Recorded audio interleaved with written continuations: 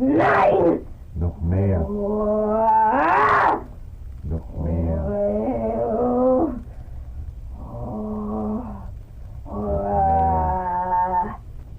Dem Papst muss Gehorsam geleistet werden.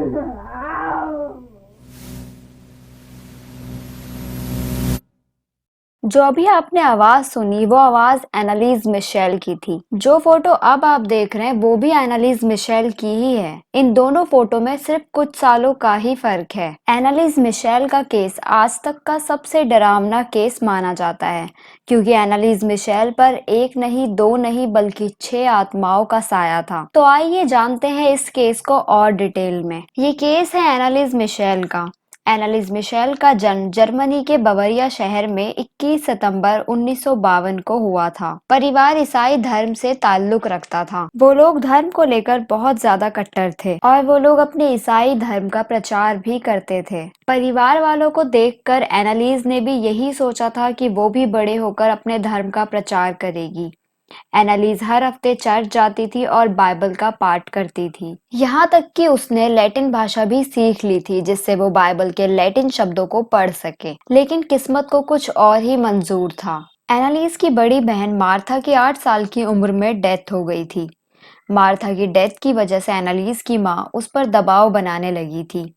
उसे बार बार price life, पवित्र जीवन जीने की सलाह दी जाती थी और उस पर कड़ी नजर भी रखी जाती थी। एनालीज को स्कूल जाना बहुत पसंद था और वो काफी इंटेलिजेंट भी थी। वो जब 16 साल की थी तो वो एक बार स्कूल में बेहोश होकर गिर गई थी। उसके दोस्तों के अकॉर्डिंग एनालीज कुछ मिनटों के लिए ट्रांस स्टेट में चली गई थी। ये एक ऐसा मेंटल स्टेट है जिसमें इंसान को पता नहीं चलता कि उसके चारों ओर क्या हो रहा है। जिस दिन वो बेहोश हुई थी उसी रात जब वो रात को सोई तो उसे अचानक महसूस हुआ कि कोई उसके सीने में बैठा हुआ है। एनालिस उस रात बहुत ज्यादा डर गई।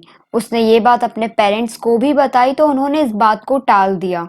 कुछ दिनों बाद सब कुछ नॉर्मल हो गया, लेकिन एनालिस को 16 साल की उम्र से ही काफी दिक्कतें स्टार्ट हो चुकी थी। एक बार उसे बहुत बुरी तरह मिर्गी के दौरे पड़े थे और उसका शरीर बुरी तरह कांप रहा था। 16 साल की उम्र में ही उसे टेम्परल लोब एपिलेप्सी नाम की बीमारी हो गई थी। इस बीमारी में मरीज धीरे धीरे अपनी याददाश्त खोने लगता है और शरीर पर भी उसका कोई कंट्रोल नहीं रहता है। ठीक 1 साल बाद एक रात फिर से एनालिस को ऐसा लगा कि उसे कोई दबा रहा है। फरवरी 1970 में उसे टीबी हो गया। इस वजह से उसे हॉस्पिटल में एडमिट कराया गया। जब वो हॉस्पिटल में एडमिट थी तो उसके साथ तीसरी बार ऐसा हुआ, लेकिन ये पहली बार था कि एनालिस के साथ चीजें कुछ ज्यादा ही भयानक हो रही थी। एनालिस ने बताया था कि उसे कई तरह की आवाजें सुनाई दे रही हैं और उसे शैतानी चेहरे दिखाई दे रहे हैं। कई साल तक दवाइयां चली, लेकिन एनालिस की हालत में कोई सुधार नहीं आया। उसे बार बार दौरे आने लगे थे। उसके मिर्गी का भी इलाज किया गया और हॉस्पिटल से छुट्टी दे दी गई।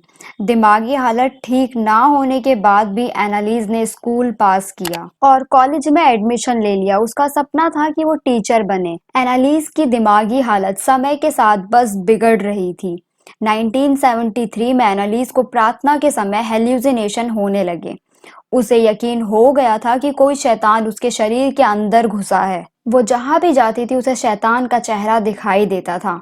कई बार उसे ये भी लगता था कि आत्माएं उसके कान में बोल रही है, तू पापी है, तुझे सजा मिलेगी, तू नरक में सड़ेगी, नरक में। डॉक्टर्स उसकी किसी तरह से मदद नहीं कर पा रहे थे।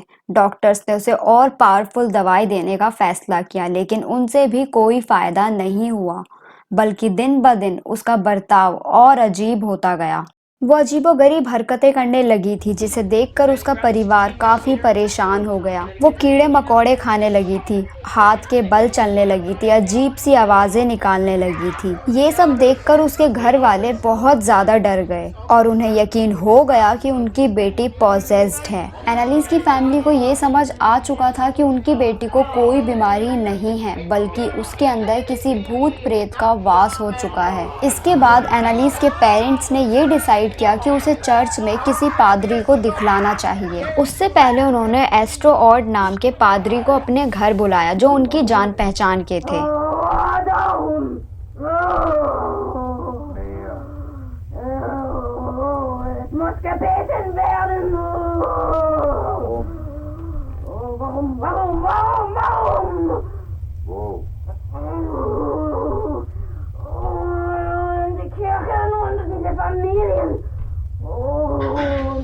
पादरी एस्ट्रो ने देखा कि एनालीज फर्श पर पड़ी हुई है।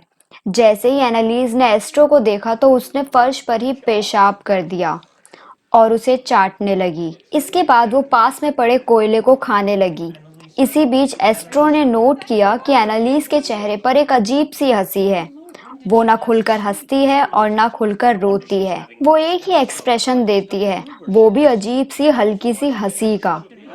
एस्ट्रो फौरन समझ गई कि एनालीज के अंदर किसी शैतानी आत्मा का वास है। पादरी एस्ट्रो ने एनालीज के पेरेंट्स को सलाह दी कि उन्हें एनालीज का झाड़ फूक या तंत्र मंत्र से इलाज कराना चाहिए। एनालीज के पेरेंट्स ने पादरी एस्ट्रो की ये बात मान ली। इसके बाद पादरी ने चर्च से एक्सॉर्सिज्म की परमिशन मांगी।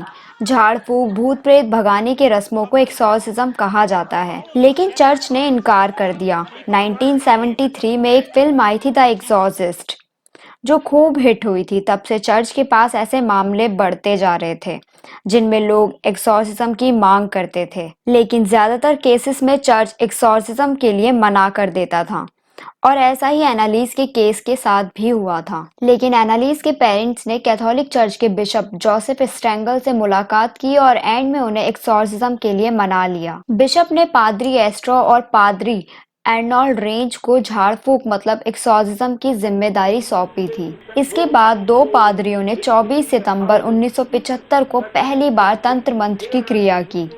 पादरियों ने बताया कि उसके अंदर एक नहीं, दो नहीं, बल्कि 6 शैतानी आत्माओं का वास है। जब तंत्र मंत्र की क्रिया होती थी वो अजीब तरह से गुर्राती हुई लैटिन भाषा में बोलती थी। जैसे ही पहला झाड़ फूक का काम किया गया उसके बाद से ही 6 शैतानी आत्माएं जो उसके अंदर थी वो गुस्सा हो गई। एनालीज की हालत अब और ज्यादा खराब हो गई थी। पादरी से मिलने के बाद एनालीज ने अपनी दवाई खानी भी छोड़ दी थी, जिससे उसकी हालत और ज्यादा खराब हो गई थी। एनालीज की खराब हालत को देखते हुए दोनों पादरियों ने दोबारा झाड़ फूक किया, मगर परेशानी ये थी कि एनालीज कभी भी एक जगह टिक कर नहीं बैठती थी। इससे झाड़ फूक की क्रिया करने में पादरियों को काफी दिक्कत होती थी और इसी वजह से उन्होंने एनालीज को मोटी मोटी चैन से बांधना शुरू कर दिया था ताकि वो एक जगह टिककर बैठी रहे। साल 1975 तक उसने खाना पीना सब कुछ छोड़ दिया था। वो रात भर जागती रहती थी। कोई मक्खी या मकड़ी दिख जाए तो वो उसे मुंह में डाल लेती थी। ईसा मसीह की तस्वीर, क्रॉस या ईसाई धर्म से जुड़ी कोई भी चीज उसे दिख जाती थी तो वो उसे तोड़ देती थी। उसने चर्च जाना भी बंद कर दिया था।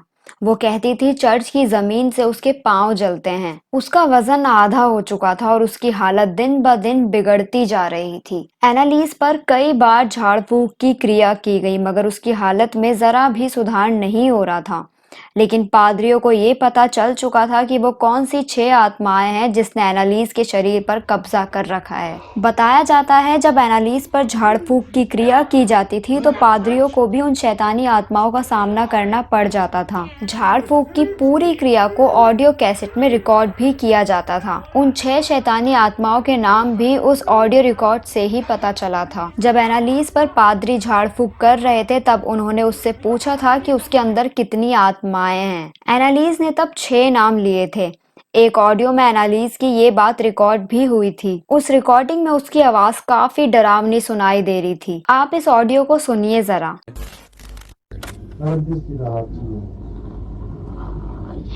Spricht das so, dass ich in dem Wald rein bin? Ich trag dir die Rotznase noch so lang, bis es lebt wird. Und geht kein zurück. Nee. Wer ich, der Judas und der Nero, der Kain und der Hitler. पहली आत्मा थी Nero की, जो कि Roman राज्य के जूडियन साम्राज्य का आखिरी शासक था। दूसरी आत्मा थी जूडस इस्करियोट की, जो कि भगवान यीशु के 12 शिष्यों में से एक थे, जिसने महज 20 चांदी के सिक्कों के लिए भगवान यीशु को धोखा दिया था। तीसरी आत्मा थी काइन की। एडम और ईव के 2 बेटे थे, जिसमें से बड़े बेटे का नाम काइन था और छोटे बेटे का नाम एबल था। काइन ने अपने ही भाई का मर्डर कर दिया था। चौथी आत्मा थी हिटलर की। हिटलर को तो सभी जानते होंगे। ये जर्मनी का एक तानाशाह शासक था जिसने यहूदियों पर बहुत अत्याचार किया था। पांचवी आत्मा थी वैलेंटाइन फेलिशमैन की, जिसे 16वीं शताब्दी का बदनाम पादरी भी माना जाता था। वैलेंटिन फिलिशमैन को शराब पीने, हंगामा करने और हत्या के इल्जाम में रोमन साम्राज्य से बर्खास्त कर दिया गया था। छठी आत्मा थी लूसीफर की। जैसे कि अच्छाई के प्रतीक के लिए हम भगवान को जानते हैं, ठीक वैसे ही बुराई के प्रतीक के लिए लूसीफर को जाना जाता है। लूसीफर को शैतानों का शैतान भी कहा जाता है। एनालिस का शरीर काफी कमजोर हो चुका था, लेकिन उसके अंदर की शैतानी ताकतें इतनी हावी हो चुकी थी कि वो अपने पेरेंट्स को भी उठाकर पटक दिया करती थी। वो उन्हें नाखूनों से नोच लेती थी। एक समय आया जब कोई भी एनालिस के पास जाने से डरने लगा था। कोई उसके पास जाने की हिम्मत नहीं दिखा पाता था। यहाँ तक कि एनालिस खुद को भी चोट पहुंचा लेती थी।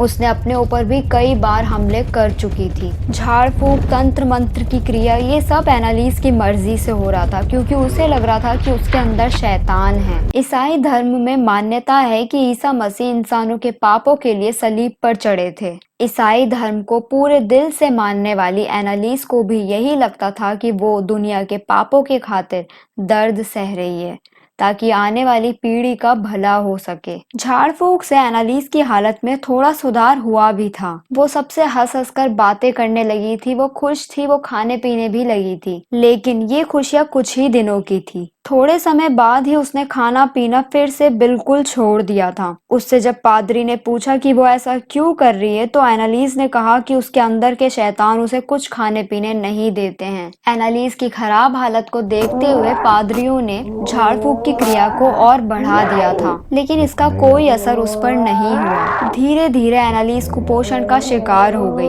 उसकी हालत हद से ज्यादा खराब हो चुकी थी। जून 1976 तक उसका चेहरा धंस चुका था, बाकी शरीर हड्डियों का कंकाल बन चुका था। घुटनों में दर्द की वजह से उसके घुटने टूट चुके थे। वो खुद से चल भी नहीं पाती थी। उसकी आंखें काली पड़ चुकी थी, दांत टूट चुके थे। 30 जून 1976 के दिन उस पर आखिरी बार झाड़ फूक की क्रिया की गई। तब एनालिस ने कहा था कि अब वो थक चुकी है, उसे इस शरीर से छुटकारा पाना है बस। फिर 1 जुलाई 1976 की सुबह जब उसके पेरेंट्स उसके कमरे में गए तो उन्होंने देखा एनालिस की डेथ हो चुकी है। उस समय वो सिर्फ 23 साल की थी। एनालिस के ऊपर 67 बार झाड़ फूक की क्रिया की गई थी। आपको लग रहा होगा कि ये केस यही खत्म हो चुका है, लेकिन ये केस यही खत्म नहीं हुआ था। जब एनालिस की बॉडी का पोस्टमार्टम हुआ तो डॉक्टर्स ने उसकी मौत का कारण डिहाइड्रेशन एंड मेल नरिशमेंट को बताया था, क्योंकि उसने खाना पीना बिल्कुल छोड़ दिया था। एनालिस की डेथ के बाद पुलिस ने उसके पेरेंट्स और पादरियों पर गैर इरादतन हत्या का केस रजिस्टर किया। ये मामला फिर अदालत तक पहुंचा। जो बचाव पक्ष था उसने ये दलील दी थी कि सब कुछ एनालिस की मर्जी से किया गया था। वो बालिग थी, इसलिए दवा या इलाज कराना ना कराना उसका हक था। तब एक्सोर्सिज्म पर कोई कानूनी रोक नहीं थी। दूसरी तरफ सरकारी वकील का ये कहना था कि डॉक्टर से इलाज करवाया जाना चाहिए था। कोर्ट में ये भी दलील दी गई थी कि एनालिस को साइकोसिस की प्रॉब्लम भी हो सकती थी। अगर समय रहते इलाज हो जाता एनालिस का तो आज उसकी जान नहीं जाती। अगर 1 हफ्ते पहले भी एनालिस को डॉक्टर्स की मदद मिल जाती तो वो जिंदा बच सकती थी। 1978 में जब इस केस का फैसला आया तो एनालिस के पेरेंट्स और दोनों पादरियों को दोषी ठहराया गया और उन्हें 6 महीने की जेल की सजा सुनाई गई, लेकिन बाद में उसे प्रोबेशन में चेंज कर दिया गया। प्रोबेशन का मतलब ये है कि इसमें जो दोषी होते हैं उन्हें जेल नहीं जाना पड़ता है, लेकिन कुछ महीने या कुछ साल तक उन्हें कोर्ट के सामने पेश होना पड़ता है। आज के समय में एनालिस मिशेल की कब्रगाह एक तीर्थ स्थल बनी हुई है, क्योंकि वो कैथोलिक्स के लिए पूजनीय है, जो ये मानते हैं कि उसने दुनिया के पापों के खातिर दर्द सहा है। एनालिस मिशेल पर एक मूवी भी बन चुकी है जिसका नाम है द एक्सॉर्सिज्म ऑफ एमिली रोज। ये एक अमेरिकन मूवी है जो 2005 में आई थी। एनालिस मिशेल का केस एक रहस्य बन चुका है। एनालिस मिशेल पर सच में 6 आत्माओं का वास था या फिर उसे साइकोसिस की प्रॉब्लम थी, ये एक बहुत बड़ा रहस्य है। साइकोसिस की सिचुएशन में इंसान को हेल्यूसिनेशन होने लगते हैं। कुछ ऐसी चीजें सुनाई और दिखाई देने लगती है जो असल जिंदगी में है ही नहीं। साइकोसिस की प्रॉब्लम को मैंने अपने इस वीडियो में बता रखा है। क्लिक करके आप ये वीडियो देख सकते हैं। Thank you so much for watching this video.